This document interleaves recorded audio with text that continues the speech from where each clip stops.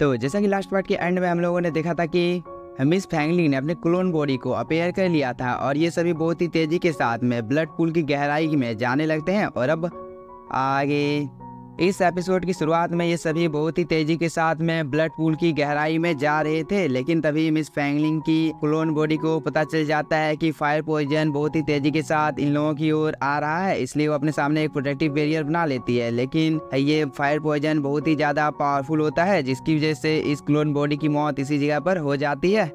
इसके बाद ये सभी भी अपने सामने एक प्रोटेक्टिव बैरियर बना लेते हैं और मिस मियो हम लोगों को बताने लगती है कि अगर हम लोगों ने आगे बढ़ने की कोशिश की तो इस चीज़ की वजह से हम लोगों की बॉडी के हज़ारों टुकड़े हो जाएंगे। तभी हम लोगों को ब्लड पूल के बाहर का सीन दिखाया जाता है, जहाँ पर मिस यानरान बाहर आ जाती है और इसके पीछे पीछे ये सभी कल्टीवेटर भी ब्लड पूल से बाहर आ जाते हैं, जिनकी हालत बहुत ही ज़्यादा ख़राब हो गई थी। इसके बाद मिस फैंगलिंग ब्लड पूल की ओर देखने लगती है और वो मन ही मन में बहुत ही ज़्यादा गुस्से में आ जाती है। इसके बाद हम लोगों को हाफ मंथ बाद का टाइम दिखाया जाता है। तभी जिनवू मास्टर जिनसी को बताने लगता है कि जितने भी कल्टीवेटर ब्लड पूल के अंदर में कल्टीवेट करने के लिए गए थे वो सभी बाहर आ चुके हैं, सिवाय सावियन को छोड़कर। इसके बाद मास्टर जिनसी की हालत बहुत ही ज़्यादा ख़राब हो जाती है और वो हम लोगों को बताने लगता है कि मेरे बॉडी के अंदर में जो पॉइजन है उसे सिर्फ सावियन ही ठीक कर सकता है, इसलिए सावियन अगर इस ब्लड पूल के अंदर से आज बाहर नहीं आता है तो मैं खुद इस ब्लड पूल के अंदर जाऊंगा और देखूंगा कि सावियन जिंदा है या मर चुका है।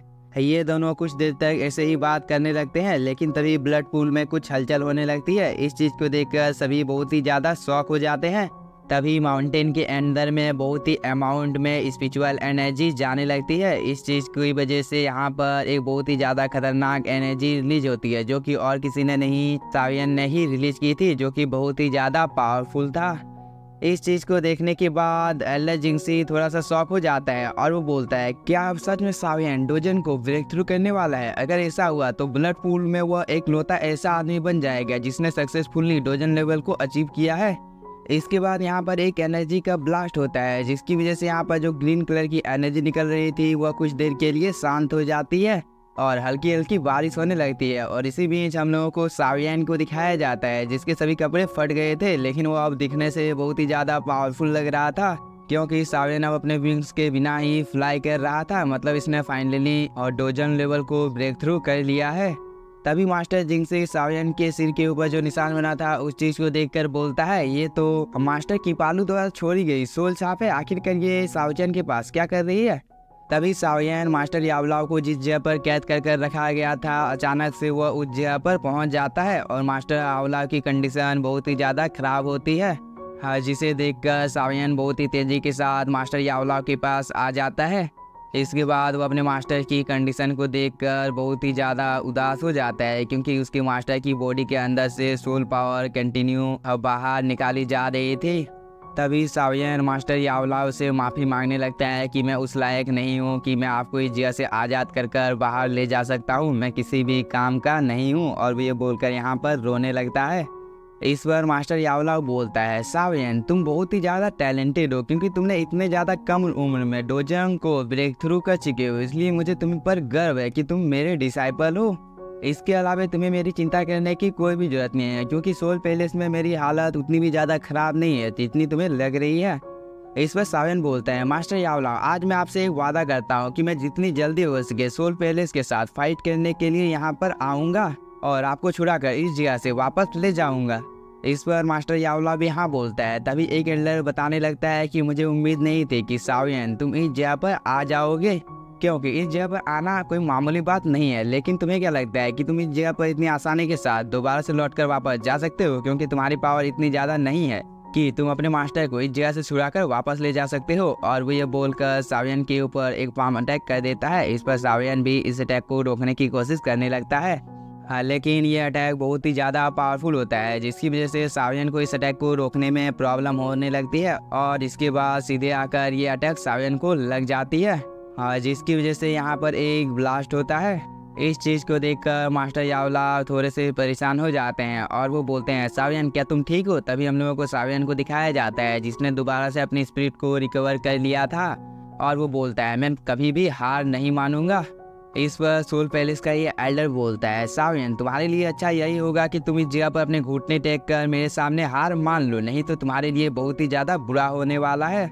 इसके बाद वो अपने जाइंट हैंड से सावियन को कुचल देता है, जिसे देखकर मास्टर याओलाओ थोड़े से परेशान हो जाते हैं। तभी एल्डर क्विंग तियान इस जगह से जाने लगते हैं, लेकिन तभी इस जगह पर दोबारा से सावियन की बॉडी अपीयर हो जाती है और सावियन यहाँ पर इस एल्डर को बताने लगता है कि सोल पैलेस ने जितना भी कष्ट मेरे मास्टर को दिया है उससे 100 गुना मैं तुम लोगों को दोबारा लौटा कर वापस दूंगा, क्योंकि सोल पैलेस ने पिछले कुछ सालों में मेरे मास्टर को बहुत ही ज़्यादा कष्ट दिया है और इस चीज़ का बदला लेने के लिए मैं दोबारा से इस जगह पर आऊँगा। इस बात को सुनकर एल्डर क्विंग तियान को आ जाता है थोड़ा सा गुस्सा और वो सावियन के ऊपर अटैक कर देता है, लेकिन तभी सावियन टेलीपैथी के थ्रू मास्टर याओलाओ को बोलता है, मास्टर याओलाओ आपको मेरे ऊपर भरोसा करना होगा, और वो ये बोलकर इस जगह से डिसअपेयर हो जाता है। इसके बाद मास्टर याओलाओ भी थोड़ा सा खुश हो जाता है और वो एल्डर क्विंग तियान को बताने लगता है कि क्या तुम्हें डर तो अब से नहीं लगने लगा है ना। इस पर एल्डर क्विंग तियान मास्टर याओलाओ को बोलता है, अगर शॉप ओनर को तुम्हारा एल्केमी स्किल इतना ज़्यादा पसंद नहीं होता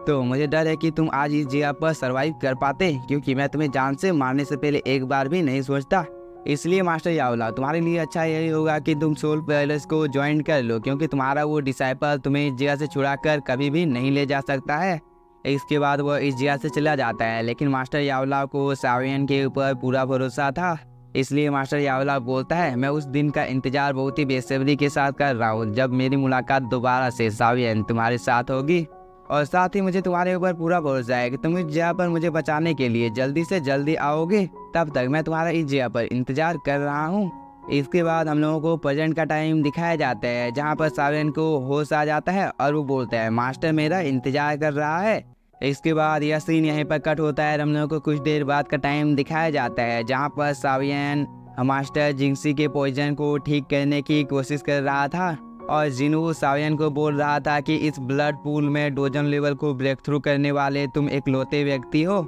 इस पर सावियन बोलता है, मैं आप दोनों को थैंक यू बोलना चाहता हूँ, क्योंकि अगर आप लोग उस जगह पर मुझे जाने की अनुमति नहीं देते तो शायद से ही मैं डोजन लेवल को ब्रेक थ्रू कर पाता। और साथ ही एल्डर जिनवू, मेरे दोस्तों की हालत कैसी है? इस पर एल्डर जिनवू बोलता है, तुम्हारे दोस्त तुम्हारा बहुत ही लंबे टाइम तक ब्लड पूल के सामने इंतजार कर रहे थे, हाँ, लेकिन तुम ब्लड पूल के अंदर में बहुत ही लंबे टाइम तक कल्टीवेशन कर रहे थे, इसलिए वो लोग इस जगह से चले गए हैं। इसके बाद हम लोगों को मास्टर जिंगसी को दिखाया जाता है, जो कि थोड़ा सा खुश लग रहा था और वो सावियन को बोलता है, सावियन अब टाइम आ गया है कि तुम मेरी बॉडी के अंदर से फायर पॉइजन को बाहर निकालो, इस चीज़ के बदले में मैं जीवन भर तुम्हारा दोस्त बनकर रहूँगा, और साथ ही तुम्हें जितने भी सवाल मुझसे पूछने हैं मैं उन सभी चीज़ों के बारे में तुम्हें एकदम डिटेल में बताऊँगा। इस पर जिंगू भी सावियन को बताने लगता है कि इस वर्ल्ड में जितनी भी चीज़ें हो रही है उन सब चीज़ों के बारे में हमें पता है, इसलिए तुम जो चाहो हम लोगों के साथ पूछ सकते हो। इस पर सावियन बोलता है, एल्डर जिंगू क्या आपने गुड ड्राइव के बारे में कभी सुना है?